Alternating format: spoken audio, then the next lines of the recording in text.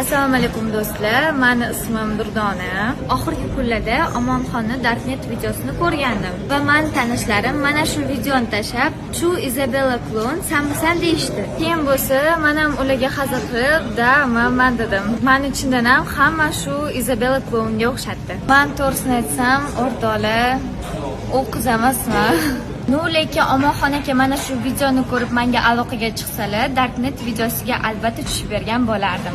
Bu narsani sizlarga nimaga aytyapman? Instagramga kirib qarasam, hamma rostdan ham mana shu Isabella deb o'ylayapti meni. Afsuski o'rtoqlar, u Isabella men emasman. Meni ovozim o'xshagani qanaqadir Isabella qilib qo'yolmaydi meni. Chunki bu dunyoda odamni baribir o'xshashligi bo'ladi. Menga o'xshagan qiz qancha, menga o'xshagan odamlar qancha.